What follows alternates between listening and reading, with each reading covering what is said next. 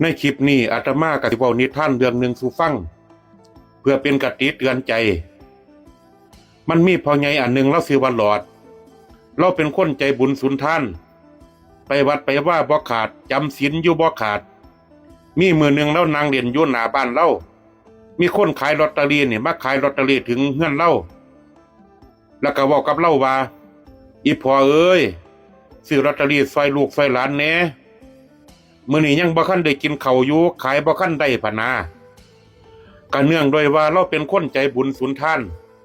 เราก็เลยซื้อซอยพ่อค้าลอตเตอรี่ผู้นั้นมา5 ใบเพื่อให้พ่อค้าคนนั้นมีข้าวกินเราซื้อแล้วเราก็บ่ห่วงหยังเด้เอาลอตเตอรี่ไปทิ่มไว้หลังตู้เย็นมื้อต่อมาเราเกิดอาการช็อกหัวใจวายลูกๆหลานๆก็นำพาเราไปส่งโรงพยาบาลเข้าห้อง ICU หลังจากนั้นมา3 มื้อ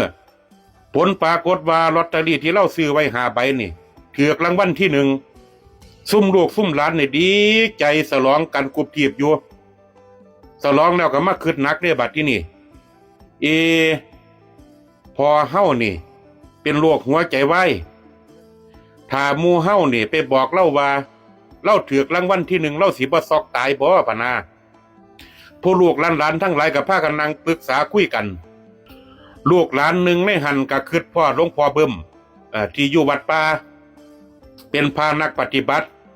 เป็นพานักเทศน์ว่าต่อไปก็คือสิมีแนวทางซอยเหลือให้เฮาได้ลูกหลานทั้งหลายก็พากันไปหาหลวงพ่อเบิ่มอยู่วัดป่าไปเว้าเรื่องเล่าต่างๆให้หลวงพ่อเบิ่มฟังหลวงพ่อเบิ่มก็ตบเข้าฉาดนึงละไอ้ยะ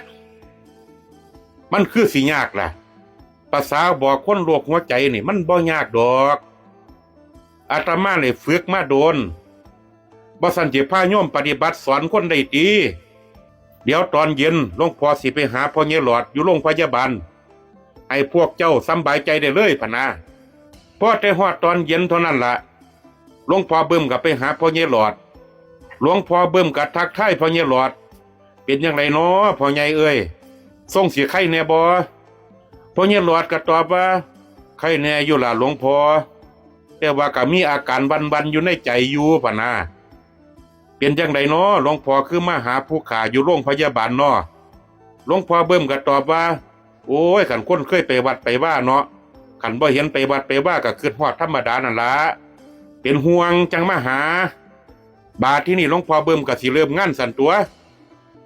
ก็เลยถามพ่อใหญ่หลอดว่าโอ้ยพ่อใหญ่หลอดเอ้ยข่อยเบิ่งสีหน้าเจ้าดวงเจ้าสิเป็นเศรษฐีไว้ๆนี่เด้พะนะ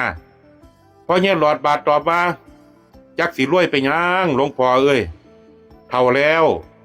แม่นรวยมีเงินมีค่ำก็ใส่บ่กี่ปีก็ตายดอกหลวงพ่อเบิ่มก็เว้าอีกเอาพ่อใหญ่หลอดข่อยถามเด้อสมมุติเด้อเจ้าถูกรางวัลที่30 ล้านเจ้าสิเอาเงินไปเฮ็ดหยังพะนะพ่อใหญ่หลอดก็หัวขวนละบาดทีนี้โอ้ยคันมันแม่นอีหลีเด้อหลวงพ่อเด้อ10 ล้านนี่ผมสิให้ลูกให้หลานไปแบ่งกันใช้5 ล้านนี่ผมสิเอาไปบริจาคสมาคมสงเคราะห์ผู้ยากจนอีก5 ล้านนี่ผมสิสมทบสร้างอุโบสถวัดหลวงพ่อเบิ่มนั่นล่ะอีก5 ล้านผมสิเอาไว้ถ้าใช้ซอยเหลือคนจนต่อไปอีก5 ล้านสุดท้ายเราเลยบ่คันได้ตอบต้องรวบรวมสมาธิต้องหายใจสะก่อนว่าต่อไปฝ่ายหลวงพ่อเบิ่มก็จดจ่อคำเว้าพ่อใหญ่หลอดว่า5 ล้านนี่สุดท้ายสิไปไสพ่อใหญ่หลอดก็รวบรวมหัวใจตอบเลยบัดที่นี่อีก5 ล้านนี่ผมบ่เอาไปทางใดดอก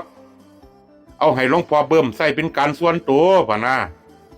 หลวงพ่อเบิ่มได้ยินจังซั่นแล้วเว้ยบึบซอกหัวใจวายตายซ้ำผลปรากฏว่าพ่อใหญ่หลอดนี่ต้องมาเป็นเจ้าภาพสวดศพให้กับหลวงพ่อเบิ่มเรื่องนี้สอนให้เฮาฮู้จักว่าตรงตัวเลยสีตีนยังรู้พลาดนักปราชญ์ยังรู้พังเฮาสิเก่งปานใดก็สร้างคันเฮาเก่งแบบประมาทมันอาจสิพลาดท่าได้คือกัน ฝากไว้ให้คิดขอเจริญพร